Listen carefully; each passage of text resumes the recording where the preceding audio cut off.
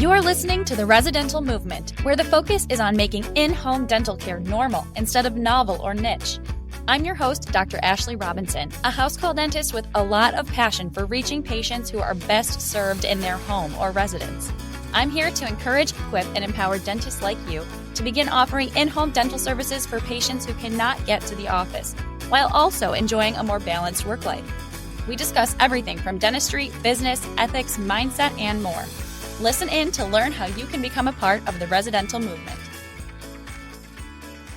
Welcome to today's episode of the Residential Movement Podcast.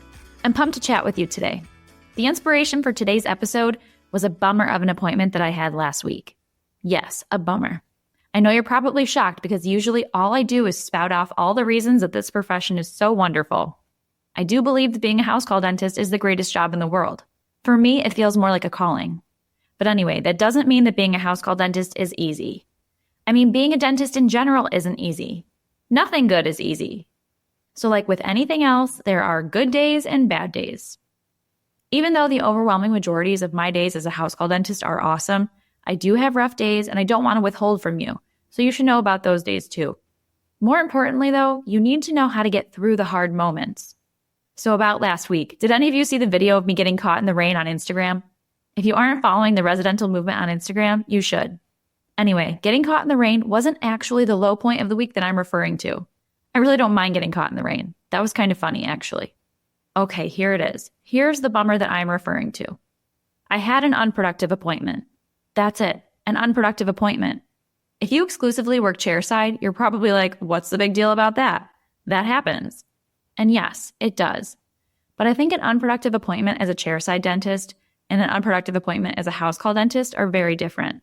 For example, if you're working chairside all day and you were scheduled to do an entire quad of op at 8 a.m., but the patient got there late, so you were only able to do one restoration, the fact that that appointment wasn't as productive as you were hoping it to be might be a bummer. But you could very well forget all about that by the end of the day because you were just so productive in your other appointments and you had so many hygiene checks to do. The sheer volume of work you accomplish in a traditional dental office makes non-productive appointments far less disappointing, I think. But when I pack up my instruments and I drive to a patient's house and I have an unproductive appointment there, I feel that more. It's usually because a patient is having a hard day. Maybe a patient with autism or a patient with dementia just isn't having a good day. And that's hard on them and their families, and it's hard for me to witness. So I know it's probably harder for them than it is for me. But still, as the flawed human being that I am, I also had these split seconds where I start feeling sorry for myself. Like, ouch, I'm away from my baby. My other patients are booking far out and waiting for me. So I already feel bummed for all of these reasons, and I just feel it more in general because I only see so many people on a given day. If you're curious about scheduling, grab my free ebook, A Day in the Life of a House Call Dentist at residentialmovement.com/a-day-in-the-life. So yeah, last week I had an appointment that was unproductive because the patient couldn't be cooperative that day, and I had driven far and it was just disappointing. But this happens, and I can't control it. And if you're a house call dentist, this will occasionally happen to you too. But I promise I'm not just sharing this with you to bum you out. I really want to talk about how I deal with these hard times. Because on that day, instead of pouting the whole way home, I just relaxed and remembered my why. It's an important mindset shift that always works for me, and I wanted to fill you in on it. If this sounds like woo-woo to you, just stay with me. I promise this is a practical mindset exercise that will keep you in the game. I actually go through this a lot more in depth in Dental House Call Practice Academy, the online course I made for aspiring house call dentists. It's so important to recall why you are doing this when you find yourself in a challenging circumstance. Notice how I said when, not if. If you know exactly why you are doing this, why you are a house call dentist, you'll be able to persevere through all of the challenges. Are you doing house call dentistry to serve others? Are you doing it for the time freedom? Is it because you want to be self-employed? Is it to avoid molar endo? Your why is your deepest motivator for becoming a house call dentist. Your why is your why, not anyone else's. Your reasons for pursuing this career can be different from mine and just as legitimate. I do have just one caveat to that though, a warning really. Cash cannot be your only why. The desire for earning a certain dollar amount won't carry you through the hard times as a house call dentist. This is because there are much easier ways to make money. You can make money chairside. You can make money selling real estate. Don't get me wrong, I want you to get paid as a house call dentist and even get paid for your time of just arriving to see patients. But your why for becoming a house call dentist needs to be deeper than just getting paid. So why are you a house call dentist? Why are you doing this? That's up for you to decide. But once you know your why, don't forget it. My why for becoming a house call dentist is that I want to increase access to care for patients who cannot get to a traditional dental office. I want to do for one patient what I wish I could do for many.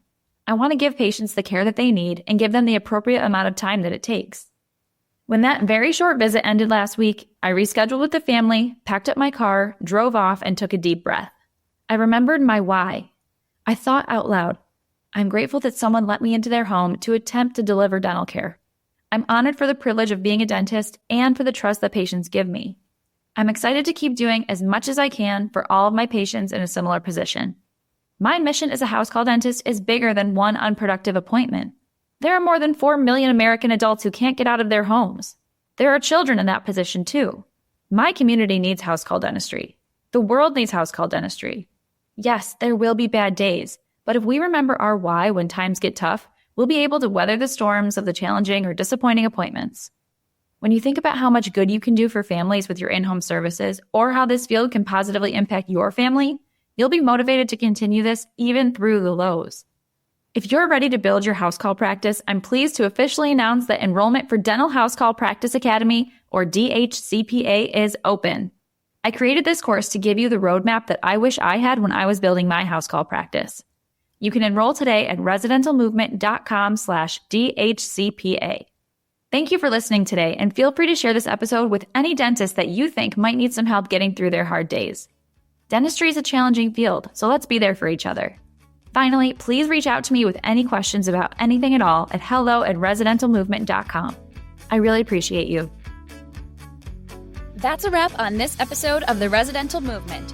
If you like what you heard today, please leave a 5-star review and subscribe so you don't miss an episode. If you know someone who could benefit from this information, please share this with them. All of these actions help fuel the residential movement. Visit residentialmovement.com for show notes and for access to any links referenced in this episode. Thanks again for listening, Doc. Keep up the good work.